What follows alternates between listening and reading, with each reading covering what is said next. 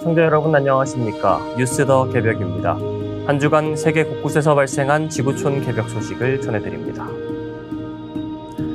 세계인의 다수가 동물과 자연, 사후 세계에 대해 영적 존재를 믿고 있는 가운데 한국은 이와는 다소 다른 양상을 보이고 있습니다. 종교적 색채가 옅은 한국 사회의 특성이 이번 조사 결과에서 확연히 드러났습니다. 5월 20일 공개된 미국 퓨 리서치 센터의 조사에 따르면 세계인의 62%는 동물도 영혼이나 영적 에너지를 지닌 존재라고 믿는다고 답했습니다. 이 조사는 전 세계 35개국 총 5만 2천여 명을 대상으로 지난 2023년 1월부터 5월까지 진행된 것입니다. 국가별로는 힌두교가 주류인 인도가 83%로 1위를 기록했고 그리스와 튀르키예가 각각 82%, 81%로 뒤를 이었습니다. 아르헨티나, 이스라엘 등도 상위권에 포진했습니다. 반면 한국은 동물의 영혼에 대한 믿음이 42%로 33위에 그쳤으며 이는 세계 평균을 크게 밑도는 수치입니다. 자연에도 영혼이 있다고 생각하느냐는 질문에서도 한국은 36%로 35개국 중 32위를 기록했습니다. 눈에 띄는 점은 일본인데요. 응답자의 절반 이상이 무종교를 표방했음에도 불구하고 동물의 영혼을 믿는 비율이 53%, 자연의 영혼을 믿는 비율은 56%에 달했습니다. 퓨 리서치 센터는 종교가 없더라도 영적인 믿음은 충분히 존재할 수 있다고 분석했습니다. 사후 세계에 대한 믿음은 전 세계 평균 64%로 나타났습니다. 인도네시아와 튀르키예 등 종교적 영향이 강한 나라들이 높은 응답률을 보였으며 필리핀과 케냐도 상위권에 올랐습니다. 한국은 이 문항에서 52%로 26위를 차지했습니다. 환생에 대한 믿음은 불교와 힌두교 문화권에서 상대적으로 높았습니다. 특히 흥미로운 점은 연령에 따른 차이에서 나타났습니다. 종교적 신념은 노년층에서 높게 나타났지만 환생에 대한 믿음은 젊은 층도 비슷한 수준이었고 일부 국가에서는 오히려 더 강한 신념을 보였습니다. 이는 영화나 소설을 통한 문화적 영향 때문으로 풀이됩니다. 한편 한국은 일본, 대만과 함께 세계에서 가장 세속적인 국가로 분류됐습니다. 종교가 삶에서 매우 중요한가라는 질문에 한국은 단 17%만이 그렇다고 답했으며 대만은 12%, 일본은 6%로 더욱 낮았습니다. 퓨 리서치 센터는 이번 조사를 통해 종교뿐만 아니라 영적 세계에 대한 인식이 문화권과 세대별로 다양하게 나타나고 있음을 확인할 수 있었다고 밝혔습니다. 대지가 갈라져 바다가 생기는 지질학적 대사건이 아프리카에서 진행 중이라는 연구 결과가 발표됐습니다. 영국 사우샘프턴 대학 톰 건원 교수팀은 아프리카 에티오피아 동부 아파르 지역 아래에서 지구 박동이라는 지질학적 현상을 포착했습니다. 이는 용융된 멘틀이 주기적으로 솟아오르는 것으로 지각판을 천천히 갈라 해양이 형성되는 단서를 제공하고 있습니다.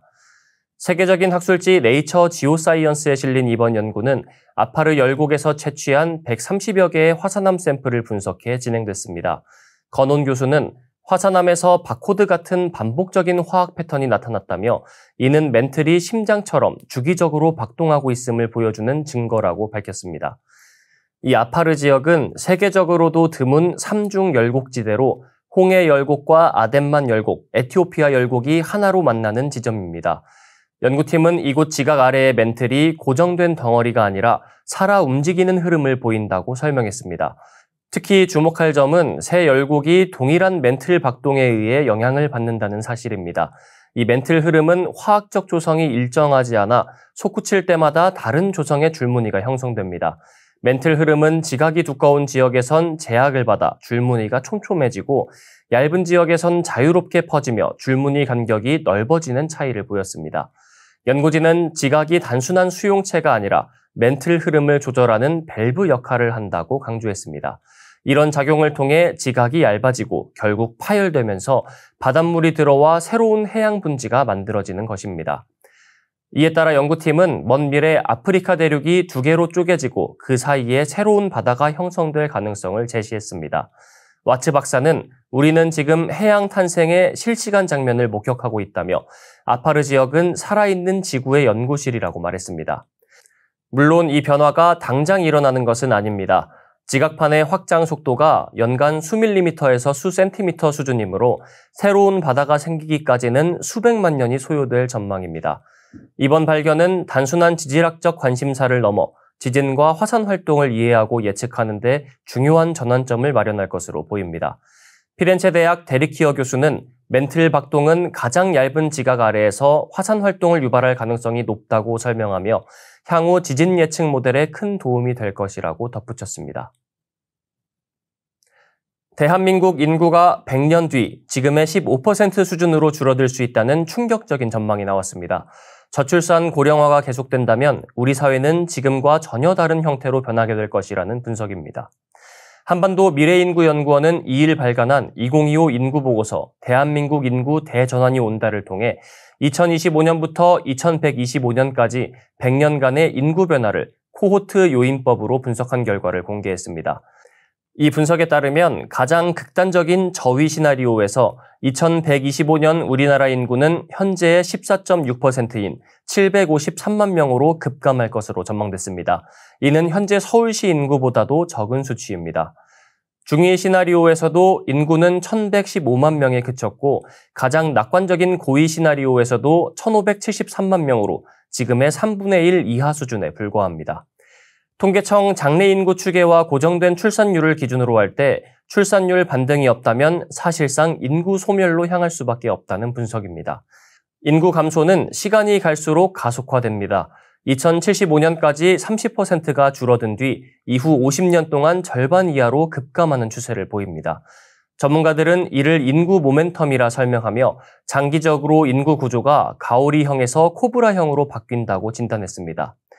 고령화도 심각합니다. 2100년에는 생산 연령 인구 100명이 65세 이상 노인 140명을 부양해야 하는 구조로 바뀌게 됩니다. 현재는 100명이 노인 30명을 부양하는 수준입니다. 2034년엔 베이비붐 세대가 노동시장에서 퇴장하고 2039년에는 전체 인구 3명 중 1명이 노인이 됩니다. 2066년에는 일하는 사람 1명이 노인 1명을 부양해야 하며 2071년에는 국민연금 적립금도 고갈될 것으로 예측됐습니다. 또한 블라인드 게시글 6만 건을 분석한 결과 젊은 세대에게 결혼과 출산은 사랑보다는 돈과 집이 더 큰 관심사였으며 감정적으로는 기대보다 슬픔과 공포가 앞선 것으로 나타났습니다. 보고서는 출산 양육 지원 확대, 일가정 양립문화 정착, 정년 연장 및 계속 고용제도 확산, 이민정책 개편 등을 핵심 과제로 제시했습니다.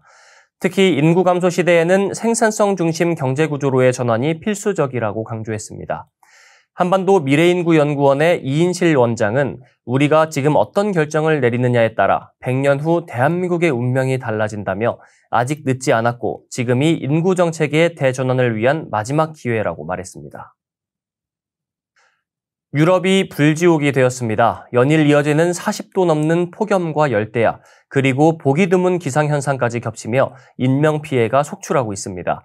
유엔은 이제 이런 현상이 예외가 아닌 유럽의 새로운 여름 풍경이 될 수 있다고 경고했습니다.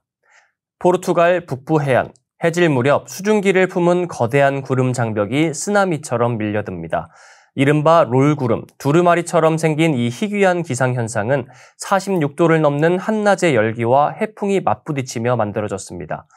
해변을 찾은 시민들은 순식간에 몰아치는 장관에 놀라 발걸음을 멈췄습니다.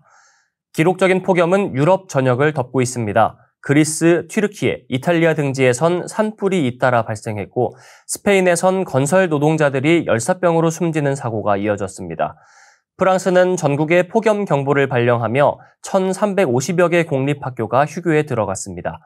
에펠탑 최상층은 안전 우려로 폐쇄됐는데 철골 구조물인 에펠탑은 태양에 노출된 면이 팽창하고 그늘진 면은 수축하면서 하루에도 몇 차례 휘어지지만 이 정도 폭염이면 20cm까지 휘어질 수 있다고 전문가들은 경고했습니다. 냉각수 방출로 수온이 높아질 것을 우려해 일부 원자력 발전소까지 가동을 멈췄습니다. 영국 윈블던 대회도 폭염 속에 개막했는데요. 대회 기간 중 사상 최고 기온을 기록했으며 밤사이 30도를 넘는 초열대야까지 발생해 시민들의 불쾌지수는 극에 달하고 있습니다. 이번 폭염의 원인으로는 북아프리카에서 시작된 강력한 열돔 현상이 지목됐습니다.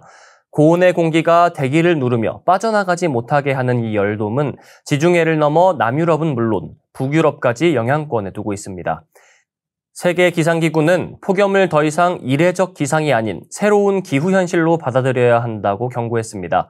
클레어 눌리스 세계기상기구 대변인은 2050년이 되면 유럽 인구의 절반 이상이 여름철 극심한 열 스트레스에 노출될 수 있다라고 말했습니다.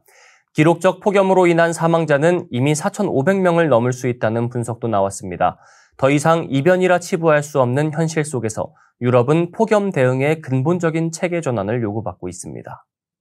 이상으로 뉴스 더 개벽 마치겠습니다. 시청해주신 여러분 고맙습니다.